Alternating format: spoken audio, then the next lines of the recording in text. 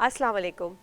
मैं हूं डॉक्टर फ़रीदा अमीन और मैं तमाम आपको वेलकम कहती हूं आज के इस एपिसोड में ओपीडी ऑनलाइन। आज हम एक बहुत ही इम्पॉर्टेंट टॉपिक के बारे में बात करेंगे और वो है खांसी। सर्दियों की एक तरह से सौगात होती है खांसी, और इतना ज़्यादा कॉमनली हमारे पास पेशेंट्स इस मसले के साथ आते हैं सर्दियों में कि मैंने ये सोचा कि इस मामले में बात करना, इसके बारे में आप लोगों को बताना बहुत ज़्यादा ज़रूरी है।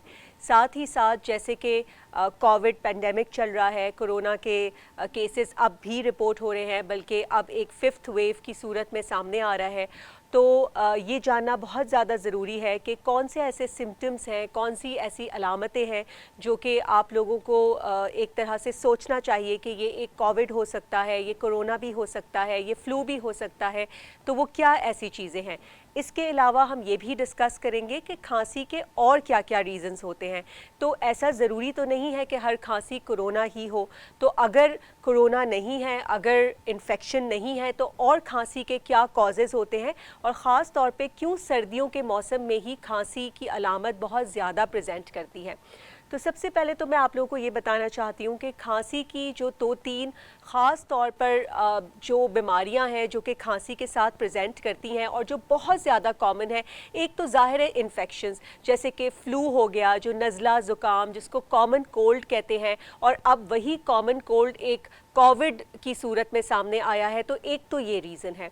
सेकेंडली ये कि बहुत सारे लोगों को खांसी होने के दूसरी वजूहात भी होती हैं और जिसकी तरफ हमारा ध्यान नहीं जाता, और हम जो है वो बहुत ज़्यादा टेस्ट्स भी नहीं कराते, डॉक्टर्स के पास भी नहीं जाते। हमें लगता है कि मौसमी खांसी है और हम बहुत ज़्यादा अरसे तक उसको जो है वो इग्नोर करते हैं, और फिर ये होता है कि जब वो बढ़ जाती है, वो मसला बढ़ जाता है, तो फिर कभी कभार कोई ऐसे मर्ज सामने आते हैं जो कि ख़तरनाक भी हो सकते हैं। तो एक तो ये कि खांसी की मैंने आपसे कहा कि इन्फेक्शन एक वजह है।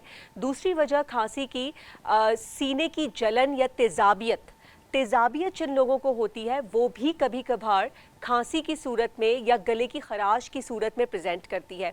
ये आम तौर पे हम ऐसा नहीं सोचते, क्योंकि जब सीने में जलन होती है तो हमें ऐसा लगता है कि इसकी यही अलामत है कि तेज़ाबियत होगी या पेट में दर्द हो सकता है या मतली की सूरत हाल पैदा हो सकती है, लेकिन खांसी भी इसकी एक अलामत है।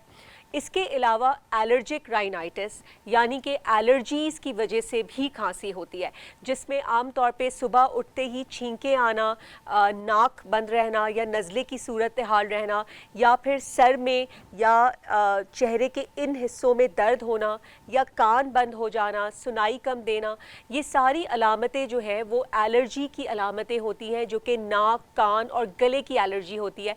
इसमें गले में खराश महसूस होना या गले से नज़ला गिरना, जैसे नाक में नज़ला जब बनता है तो वो गले से जो है वो आपके महसूस होता है आपको गिरता हुआ, ये भी एक एलर्जी की अलामत है और इसमें भी खांसी होती है। तो एक हमने डिस्कस किया इन्फेक्शंस की वजह से खांसी होती है, दूसरा हमने डिस्कस किया कि सीने की तेज़ाबियत, मैदे की तेज़ाबियत की वजह से खांसी होती है, तीसरी एलर्जीज़ की वजह से, नाक, कान, गले की एलर्जीज़ की वजह से खांसी होती है, और चौथी बहुत इम्पॉर्टेंट वजह दमा है। आज़मा या दमा के बारे में बहुत सारे ऐसे मिथ्स हैं, ऐसी बातें होती हैं कि जैसे दमा कोई नासूर मर्ज़ हो, या अगर दमे का डायग्नोसिस आ गया किसी के, किसी डॉक्टर ने आपको बता दिया कि आपको दमा है, तो लोग परेशान हो जाते हैं। लोगों को इस तरह से लगता है कि अब दमा हो गया, अब तो कोई ऐसी बीमारी हो गई है जो कि इनक्योरेबल है, जिसका कोई इलाज मुमकिन नहीं है, और इसमें जो दवाइयाँ दी जाती हैं आपको, उसके बारे में भी तरह तरह के जो है वो लोगों को परेशानियां होती हैं। तो इन सब चीज़ों के बारे में, इन चारों मर्ज़ के बारे में जो कि खांसी से जिनका ताल्लुक़ है, या जो कि अलामत की सूरत में जिसमें खांसी सामने आती है, इन सारी चीज़ों के बारे में हम बात करेंगे। सबसे पहले तो हम इन्फेक्शंस की बात कर लेते हैं कि जो इन्फेक्शंस होते हैं जैसे कि कॉमन फ्लू, कॉमन कोल्ड या फिर कोविड, इसमें तमाम में एक ही तरह की अलामतें होती हैं। ऐसी कोई ख़ास तौर पे अलामत नहीं है जिससे आप डिफ्रेंशिएट कर सकते हो कि ये फ्लू है, ये निमोनिया है, ये कोविड के सिम्टम्स हैं, ऐसा नहीं होता।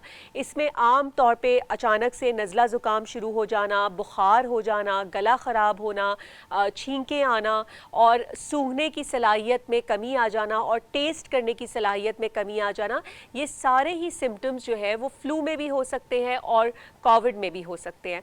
तो अगर ऐसी कोई भी अलामतें आपको सामने आती हैं और ख़ास तौर पे सर्दियों के मौसम में ये सारे इन्फेक्शंस बड़े कॉमन होते हैं, तो इसमें जो है वो आपने इस वक्त इस दौरान में कि जबकि हमें पता है कि कोविड फिर से जो है वो बढ़ता जा रहा है, तो उसमें आपने जो है वो आइसोलेट करना है अपने आप को। सबसे पहले अपने आप को दूसरों से बचाना है, ताकि अगर आपको इन्फेक्शन हो भी गया है तो हम जो आपके आसपास हैं, आपके घर के मेंबर्स हैं, आपके फैमिली हैं, आपके फ्रेंड्स हैं, उन सब को आपको इन अलामतों से, इन इन्फेक्शन से बचाना है। तो अपने आप को सबसे पहले तो जब तक कि आपकी अलामतें ख़त्म नहीं हो जाती अपने आप को आइसोलेट करिए। अगर आप बाहर काम करते हैं तो काम से छुट्टी लीजिए और अपने आप को एक्सपोज ना करें दूसरे लोगों के साथ। और अगर किसी वजह से आपका एक्सपोजर हो भी रहा है तो मास्क पहन के करें।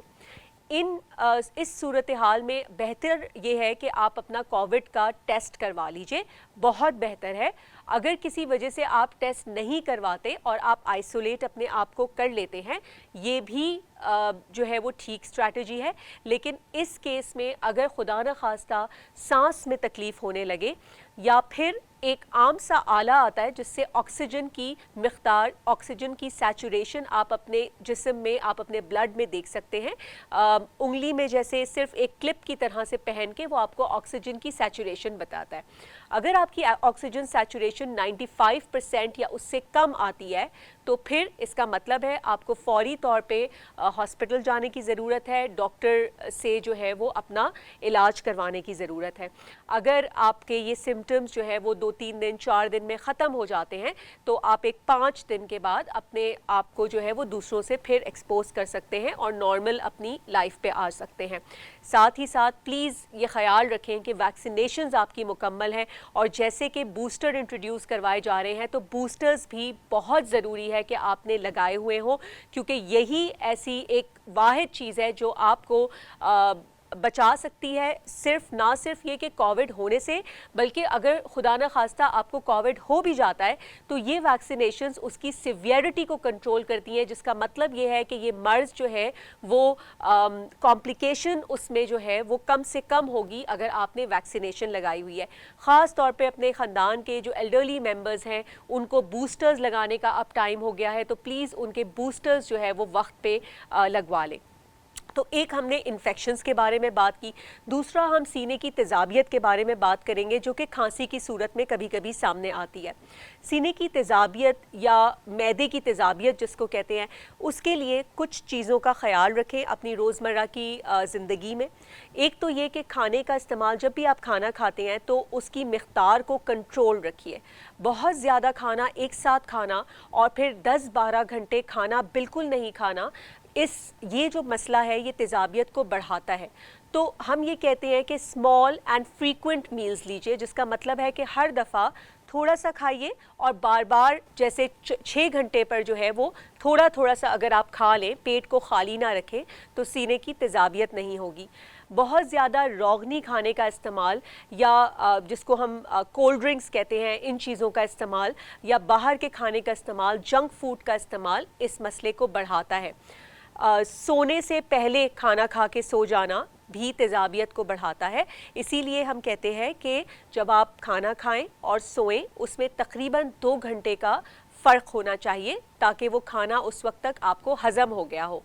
एक नॉर्मल सी रेगुलर सी वॉक अगर आप अपनी रोज़मर्रा ज़िंदगी में करें तो ये हर लिहाज से आपके लिए हेल्दी है और ये तेज़ाबियत के मसले को भी काफ़ी हद तक कंट्रोल कर लेती है। ये सब चीज़ों से भी अगर बेहतरी नहीं आती तो फिर आपको यकीनन एक डॉक्टर को जाकर अपना मुआयना करवाने की ज़रूरत है। तीसरी चीज़ जिसकी हमने खांसी की अलामत जिस मसले के साथ होती है वो होता है एलर्जीज़।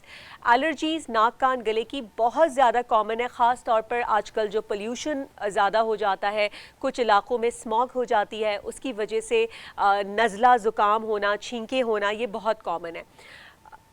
अगर कोविड के उसमें आप मास्क पहनते हैं तो बहुत हद तक अपने आप को इन एलर्जी से भी महफूज रख सकते हैं, क्योंकि जाहिर है कि वो डस्ट जो डायरेक्ट आपका एक्सपोजर होता है आप उसको रोक सकते हैं। तो एक मास्क पहनना अब जो है वो बहुत आसान हो गया है। पहले तो हम पहनते थे तो एक अजीब सा एक लगता था कि भाई आप सोशली मास्क पहन के जा रहे हैं तो लोगों को क्वेश्चंस होते थे कि पता नहीं इनको क्या बीमारी हो गई है। लेकिन अब तो आप आराम से मास्क पहन सकते हैं और ख़ास तौर पे एलर्जीज़ है तो इस चीज़ का ख़ास तौर पर ख्याल रखें। उन चीज़ों को अवॉइड करें जिससे आपके ये सिम्टम्स बढ़ जाते हैं, जैसे कि बहुत स्ट्रॉन्ग स्मेल होती है, कभी कभी परफ्यूम से बढ़ जाते हैं, कभी कभी जिनके घर में पेट्स होते हैं, बिल्ली या बर्ड्स, उनसे ये एलर्जीज़ बढ़ रही होती हैं। तो अगर ऐसी कोई भी चीज़ है जो कि आपकी इन एलर्जीज़ को ट्रिगर कर रही है तो उससे जो है वो बचिए। साथ ही साथ किसी भी एंटी एलर्जी की दवाई का इस्तेमाल किया जा सकता है। इसमें स्टीम इस्तेमाल करना भी बहुत अच्छा है, लेकिन स्टीम इस्तेमाल करते वक्त ख़ास तौर पर ख़याल रखें कि आपके घर में अगर छोटे बच्चे हैं तो पानी गर्म करके स्टीम लेना ख़तरनाक हो सकता है, तो इस चीज़ का ख़ास तौर पर ख़याल रखें। और अगेन वही कहूँगी कि अगर एलर्जीज़ के सिम्टम बहुत ज़्यादा सिवियर हो रहे हैं, उसके साथ बुखार होना शुरू हो जाता है, सर में दर्द की अलामत आती है या सुनाई देने में प्रॉब्लम होता है, तो यकीनन आपको फिर डॉक्टर से मशवरा करने की ज़रूरत है। चौथी चीज़ जो मैं आप लोगों को बता रही थी कि खांसी के हवाले से अस्थमा या दमे की बीमारी। देखिए, दमे की बीमारी बहुत दफ़ा इस तरह होती है कि बच्चों में बड़ी कॉमन है, क्योंकि खांसी के साथ बच्चे हमारे पास आते हैं और वो बच्चे इतनी ज़्यादा सिवियर उनको खांसी होती है कि वो उसके साथ उल्टी भी हो जाती है। तो अक्सर खांसते खांसते उनको उल्टी हो जाती है और पेरेंट्स ये कंप्लेन करते हैं कि ये बेहतर नहीं हो रहा और खांसी का मसला इनको हर दफ़ा सर्दियों में या सीजनल चेंज आता है तो हो जाता है। इसमें ऐसा पॉसिबल है कि जैसे कि मैंने आपसे कहा नाक कान गले की एलर्जी होती है, इसी तरह आपके जो फेफड़े होते हैं तो फेफड़े की जो ट्यूब्स होती हैं, जो एयरवेज होते हैं, उनकी भी एलर्जी होती है, उसी को दमा कहा जाता है। तो अगर इस तरह की कोई अलामतें हैं जिसमें सिर्फ खांसी होती है, चलने पे सांस फूलता है या फिर सीने से सीटी की आवाज़ें आती हैं जिसको हम वीज़ कहते हैं डॉक्टर्स अपनी ज़बान में, तो ऐसी अगर कोई आवाज़ें आती हैं ख़ास तौर पे रात के वक्त, और अगर आप स्ट्रेट लेट नहीं पाते, आपको उठ के बैठना पड़ता है सांस लेने के लिए, तो ये दमे की अलामतें हो सकती हैं। और मैं आप लोगों को बता दूं कि दमा बहुत ईज़िली कंट्रोलेबल है। इसमें जो सिम्टम्स हैं वो बहुत आराम से कंट्रोल हो जाते हैं, लेकिन इन्हेलर्स का इस्तेमाल करना पड़ता है। और इन्हेलर्स कोई एडिक्टिव नहीं होते, ये कोई आदत की चीज़ नहीं होती है, बल्कि इनफैक्ट इन्हेलर्स के साइड इफ़ेक्ट्स, गोलियां जो हम लेते हैं मुंह से और जो कि पूरे खून में आपके फैलती हैं, उससे कहीं ज़्यादा साइड इफ़ेक्ट्स इन्हेलर्स के कम होते हैं और इससे कोई एडिक्शन नहीं होती है। तो अगर आपके डॉक्टर ये मशवरा आपको देते हैं तो ज़रूर इसका इस्तेमाल करें। तो आज हमने खांसी के 4 ख़ास तौर पे जो वजूहात हैं उस पर बात की, इन्फेक्शन पर बात की, मैदे की तेज़ाबियत पे बात की, हमने एलर्जीज़, नाक कान गले की एलर्जी पे बात की और दमे पर बात की। इंशाअल्लाह अगली दफ़ा भी ऐसा ही कोई इम्पॉर्टेंट टॉपिक जो कि सीज़न के हिसाब से बहुत ज़्यादा पेशेंट्स के लिए ज़रूरी होगा, आप लोगों के ख़ानदान की सेहत के लिए ज़रूरी होगा, इस पर हम बात करेंगे। अल्लाह हाफ़िज़।